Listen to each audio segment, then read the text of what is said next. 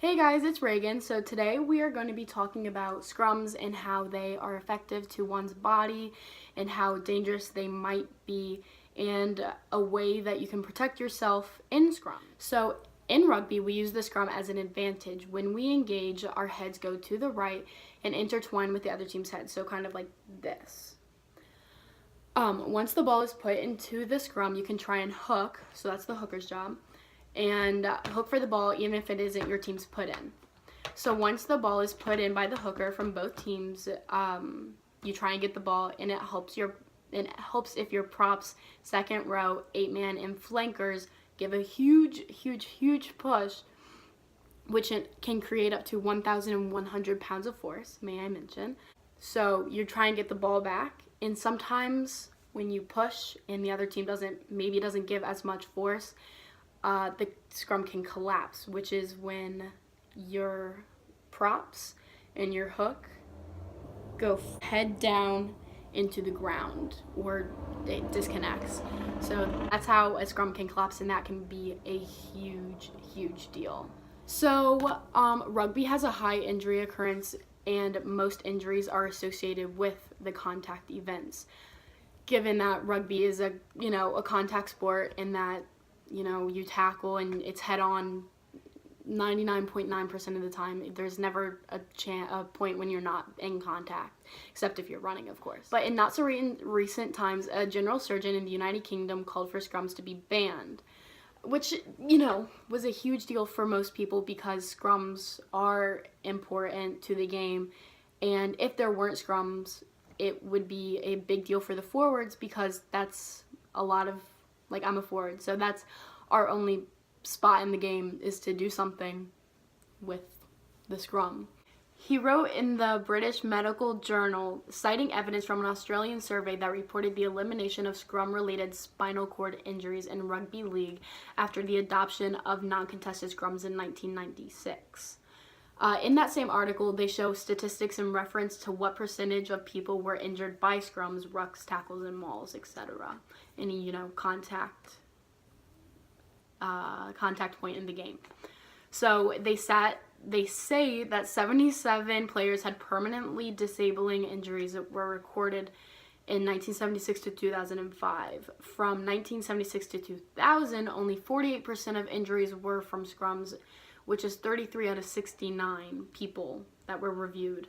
From tackles, it was only 36% from 1976 to 2000, and the percentage doubled to 87% from 2001 to 2005. So in my opinion, from what I've read and what I can see, tackles caused more injuries than scrums did.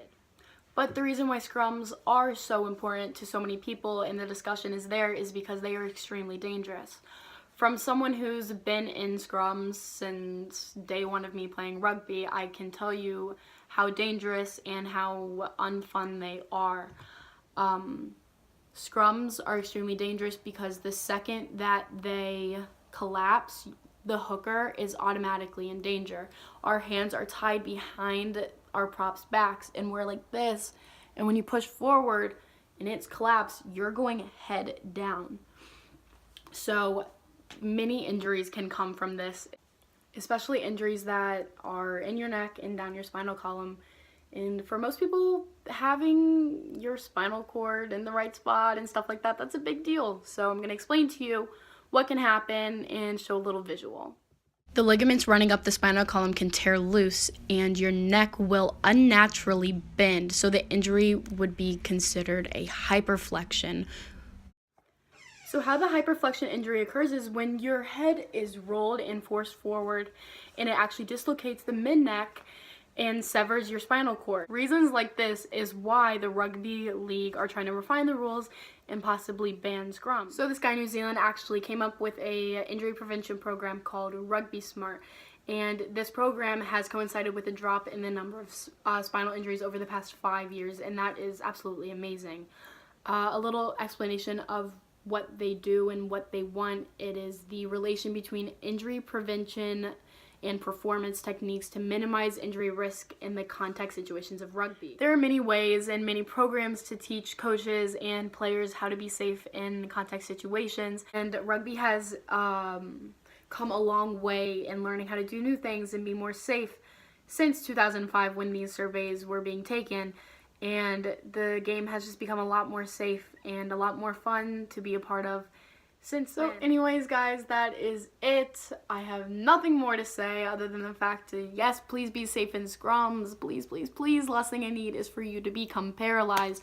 I hope you learned something, maybe a little bit of something. I know that was a little boring, but it was a little informational, and that was what I was going for.